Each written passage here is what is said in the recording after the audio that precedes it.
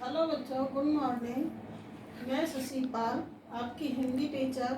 आज आपको कक्षा 7 विषय हिंदी व्याकरण पाठ 6 प्रत्यय पढ़ाऊंगी। प्रत्यय प्रत्यय से आप क्या समझते हैं? प्रत्यय कौन से शब्द होते हैं? इससे पहले हमने आपको पिछला जो चैप्टर पढ़ाया था वो था उपसर्ग। तो प्रत्यय को समझने के लिए हमने आपको पढ़ाया था उपसर्ग ऐसे शब्दांश होते हैं जो किसी भी शब्द के आगे जुड़कर उनका अर्थ परिवर्तित कर देते हैं। ऐसे शब्द हमारे उपसर्ग कहलाते हैं। अब ये है हमारा प्रत्यय। प्रत्यय को समझने के लिए सिंपल से रूप में हम क्या समझेंगे कि प्रत्यय वे शब्द हैं जो किसी भी शब्दों के अंत में जुड़कर उनके अर्थ में परिवर्तन ला देते हैं। ऐसे शब्द हमारे प्रत्यय कहलाते हैं। उपसर्ग क्या है? शब्द के आगे जुड़ते हैं। प्रत्यय क्या है? शब्द के पीछे जुड़ते हैं। ऐसे शब्द जो आगे जुड़े उन्हें हम उपसर्ग कहते हैं। ऐसे शब्द जो किसी शब्द के पीछे जुड़ते हैं उन्हें हम प्रत्यय कहते हैं, सिंपल सी भाषा में। तो इसके हमें समझने के लिए सबसे पहले इनकी परिभाषाओं को समझना पड़ेगा, प्रत्यय को। तो यहाँ पर है ऐसे शब्दांश। कैसे शब्दांश? ऐसे शब्दांश जो शब्दों के अंत में जुड़े, अंत में जुड़कर अर्थ में परिवर्तन लाएं, ऐसे शब्द हमारे प्रत्यय कहलाते हैं।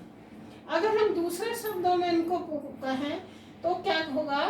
दूसरे अर्थ में होगा शब्द निर्माण के, किसके लिए? शब्द निर्माण। किसी भी शब्द के निर्माण के लिए शब्दों के अंत में जो शब्दांश जोड़े जाते हैं वे प्रत्यय कहलाते हैं। इसके अलावा और हम कैसे समझ सकते हैं? प्रत्यय शब्द दो शब्दों से मिलकर बना है, प्रति प्लस अय। किससे बना है? प्रति प्लस अय। प्रति का अर्थ होता है साथ में और अय का अर्थ होता है चलने वाला।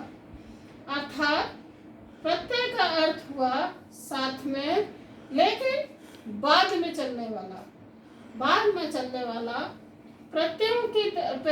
प्रत्यय भी उपसर्गों की तरह अविकारी शब्द है।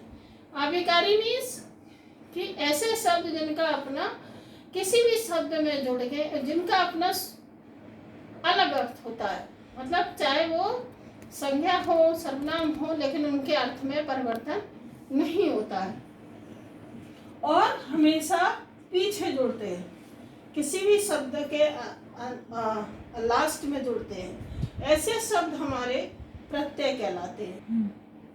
अब हमारा आया प्रत्यय, हमें समझिए प्रत्यय के बाद आया हमने प्रत्यय के भेद। अब बच्चों पर प्रत्यय के दो भेद होते हैं, कृत प्रत्यय और तद्धित प्रत्यय। कृत प्रत्यय को समझने के लिए हमें पहले उसकी परिभाषा को समझना पड़ेगा। परिभाषा को समझने के लिए हम क्या करेंगे? कृत प्रत्यय कौन से शब्द होते हैं? जिस प्रत्यय के जुड़ने से क्रिया की धातुओं में लगकर संज्ञा व विशेषण शब्दों का निर्माण करते हैं उन्हें हम कृत प्रत्यय कहते हैं। इससे बनने वाले शब्दों को हम कृदंत कहते हैं। जो शब्द क्रिया में, जो क्रिया की धातुओं में जुड़ते हैं, मतलब कि क्रिया कौन सी हुई? चलना, उठना, बैठना, खाना, पीना, ये सारी हमारी क्रियाएं होती हैं। अब इनकी जो धातुएं क्या होती हैं? जैसे लिखना, लिखना क्रिया है और लिखना क्रिया हमारी किस धातु से बनी? लिखना से क्या बना? लिखना शब्द हमारा लिख धातु से बना। किससे बना? लिख धातु से। तो जब इस लिख धातु में हमने प्लस क्या कर दिया? ना प्रत्यय लगा दिया, तो ये हमारा बन गया लिखना। ये जो लिख धातु थी इसमें हमने, ये क्रिया की धातु थी और क्रिया की में जब हमने ना लगा दिया तो ये बन गया लिखना। अभी हमने आपको समझाया कृत प्रत्यय।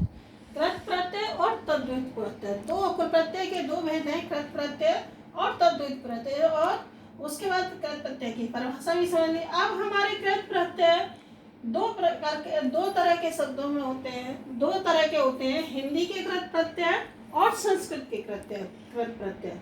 अब हिंदी के कृत प्रत्यय हमारे 22 होते हैं और संस्कृत के 19। ठीक है। अब हमारा जैसे क्या है, दिखना एक क्रिया है।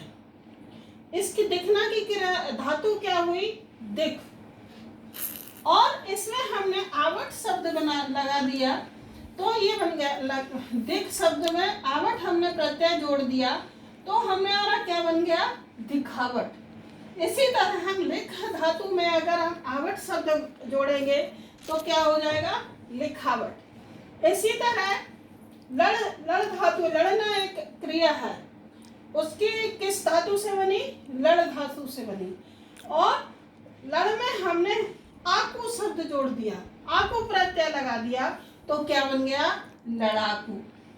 इसके बाद बिछाना, बिछाना भी एक क्रिया है। मान लो हमने फर्श बिछाना, चटाई बिछाना, कुछ भी बिछाना, वो भी एक क्रिया है, और हमने वो किस धातु से बनी है, बिछ धातु से। बिछ धातु में हमने औना प्रत्यय जोड़ दिया। अब एक चीज हमें ध्यान रखनी पड़ेगी कि जो हमारा उपसर्ग होते हैं वो क्या होते हैं, उनका अपना एक स्वतंत्र अर्थ होता है, लेकिन प्रत्ययों का कोई स्वतंत्र अर्थ नहीं होता है। ये किसी भी शब्द के, किसी भी क्रिया की धातु के पीछे लगते हैं, तो वो एक नए शब्द की रचना कर देते हैं, उनके अर्थ में परिवर्तन कर देते हैं। तो इसमें हमने औना प्रत्यय जोड़ा, तो क्या बन गया, बिछोना। समझना एक क्रिया है, और समझ में हमने कर प्रत्यय जोड़ दिया, और क्या बन गया हमारा शब्द, समझ कर। समझ में आया। इसी तरह हमारे अनिय, अना, आ, अन, का, ता, या, ये बहुत सारे प्रत्यय ऐसे हैं जो हमारे संस्कृत के प्रत्यय, इस, या, व्यय। तो ये हमारे जैसे कर्तव्य शब्द में हमने व्यय लगा दिया, कर्तव्य बन गया। समझ में आया। तो ये संस्कृत के जैसे गोप शब्द है, गोप शब्द है, और इसमें हमने अनीय प्रत्यय लगा दिया, क्या शब्द बन गया, गोपनीय। भाव, और भाव शब्द में हमने अना लगा दिया, बन गया हमारा भावना। त्याग शब्द में हमने ई प्रत्यय लगा दिया, बन गया त्यागी। भिक्ष शब्द में हमने उक प्रत्यय लगा दिया, बन गया हमारा भिक्षु। ये हमारे बहुत सारे ऐसे प्रत्यय हैं जो कृत प्रत्यय है। कृत प्रत्यय मीन्स जो कि किसी भी क्रिया की धातु में जोड़कर नए शब्द बनाते हैं। ऐसे जो किन शब्दों की रचना करते हैं, संज्ञा और विशेषण शब्दों की। ये त्यागी शब्द कैसा हुआ, विशेषण। भावना, हमारी भाव उत्पन्न करना, ये क्या हुआ, विशेषण। दिखावट, लिखावट, जब हम कोई भी राइटिंग अच्छी लिखते हैं तो वो क्या होती है, लिखावट। लिखावट मीन्स कि लिखने में बहुत अच्छी लग रही। लड़ाकू, उसकी क्या क्या विशेषता है कि वो लड़ाकू है। बिछोना, समझकर, ये सारे शब्द हमारे संज्ञा और विशेषण शब्द की रचना करते हैं, इसलिए कृत प्रत्यय है। और इन शब्दों को हम क्या बोलेंगे, जो नए शब्द बनते हैं इनको हम कृदंत बोलते हैं। इसके बाद हमारे आए तद्धित प्रत्यय। अब कृत प्रत्यय हमने समझ लिया, हमें तद्धित प्रत्यय की भी परिभाषा समझनी होगी। तद्धित प्रत्यय कौन से प्रत्यय थे, जो प्रत्यय संज्ञा, विशेषण, सर्वनाम आदि के साथ जुड़कर नए शब्द बनाते हैं, उन्हें हम तद्धित प्रत्यय कहते हैं। मतलब कि संज्ञा शब्दों में जोड़े जाते हैं, सर्वनाम शब्दों में जोड़े जाते हैं, और विशेषण शब्दों में जोड़े जाते हैं। ऐसे शब्द हमारे कौन से प्रत्यय कहलाते हैं, तद्धित प्रत्यय कहलाते हैं। भूख, भूख शब्द, ये क्या था, विशेषण। और आ हमारा प्रत्यय प्रत्यय लगा, भूखा बन गया। इसी तरह बुरा, ई प्रत्यय जुड़ा, बुराई बन गया। ये तो है हिंदी के तद्धित प्रत्यय। इसमें भी दो तरह के प्रत्यय होते हैं, हिंदी के प्रत्यय और संस्कृत के प्रत्यय। तो हिंदी के तत्व देवर, एक हमारा क्या था, संज्ञा शब्द था, और यहाँ पर आनी शब्द हमने प्रत्यय जोड़ दिया और बन गया देवरानी। दया एक भावना है, मतलब दया हमारी एक फीलिंग है, और उसमें हमने आलू प्रत्यय जोड़ दिया, दयालु बन गया। लाल, लाल शब्द हमारा एक विशेषण शब्द है और हमने इमा जोड़ दिया, लालिमा बन गया। शासक एक संज्ञा शब्द है और ये जोड़ दिया, शासकीय बन गया। इस तरह तो हमारे प्रत्यय के दोनों भेद हुए। कौन कौन से प्रत्यय, प्रत्यय और तद्धित प्रत्यय। इसके बाद आते हैं हम आपकी बुक एक्सरसाइज पर। बुक एक्सरसाइज के लिए सबसे पहले आप अपनी बुक में देखिए, बुक में आपकी एक्सरसाइज दी गई है। जो कुछ हम आपसे क्वेश्चन पूछेंगे वो ऑप्शनल क्वेश्चन है, ऑप्शनल क्वेश्चन है। नीचे गए प्रश्नों को अभी तक आपने पढ़ा है, अब हम कुछ क्वेश्चन भी आपसे पूछ लेते हैं। अभी पूरा समझा भी दिया मैंने, तद्धित प्रत्यय कौन से होते हैं, कृत प्रत्यय कौन से होते हैं और कैसे बनते हैं। तो इसके लिए हम आपको कुल कुछ क्वेश्चन पूछेंगे। क्वेश्चन नीचे दिए गए प्रश्नों के सही उत्तर पर सही का निशान लगाइए। ये आपका क्वेश्चन है। क्वेश्चन है, जो शब्दांश धातु रूप या शब्द रूप के अंत में जुड़कर शब्दों का अर्थ परिवर्तित कहते हैं, उन्हें क्या कहते हैं। इसका फर्स्ट ऑप्शन है का नंबर प्रत्यय, खा नंबर कृत प्रत्यय, गा नंबर तद्धित प्रत्यय, घा नंबर कृदंत। बताइए आप कौन सा राइट आंसर है आपका। किसी को भी नहीं आता, चलो हम ही बताते हैं। इसका राइट आंसर है कृत प्रत्यय, सिर्फ प्रत्यय, कृत प्रत्यय नहीं, प्रत्यय का नंबर। सेकंड क्वेश्चन है, जो प्रत्यय संज्ञा विशेषण सर्वनाम आदि के अंत में लगकर नए शब्द बनाते हैं, उन्हें क्या कहते हैं। इनके ऑप्शन है प्रत्यय, कृत प्रत्यय, तद्धित प्रत्यय, गा नंबर तद्धित प्रत्यय, घा नंबर उपसर्ग। इसका सही आपका आंसर है तद्धित प्रत्यय। जो हमने अभी समझाया था आपको, किसमें लगते हैं, जो संज्ञा सर्वनाम और विशेषण शब्द के अंत में लगते हैं, ऐसे शब्दों को हम तद्धित प्रत्यय कहते हैं।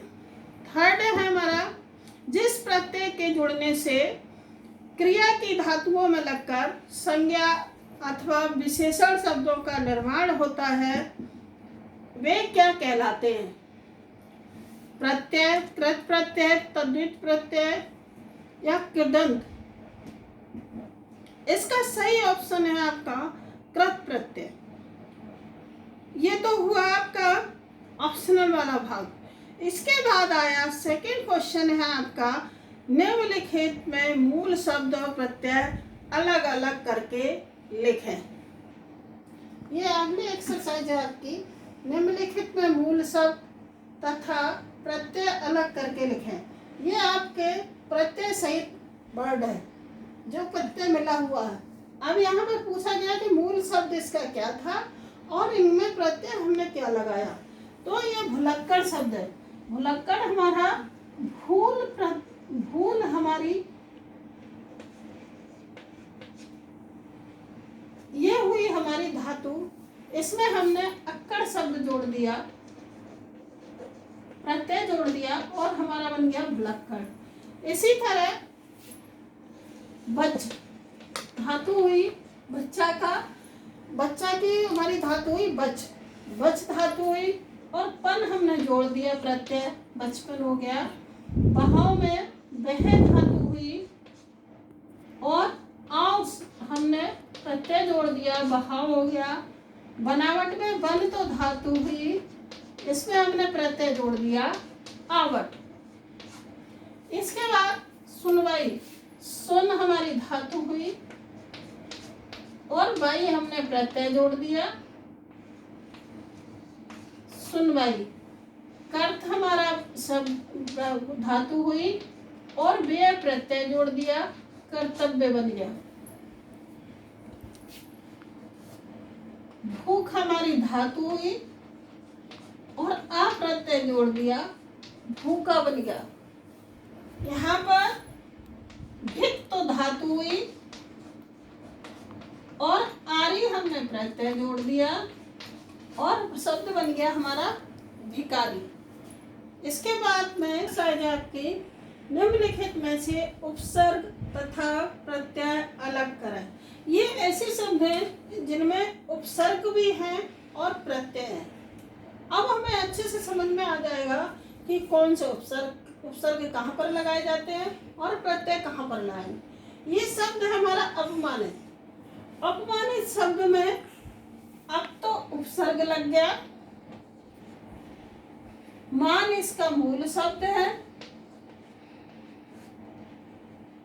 और मान में हमने इत प्रत्यय लगा दिया और हमारा शब्द पूरा शब्द क्या बन गया, अपमानित।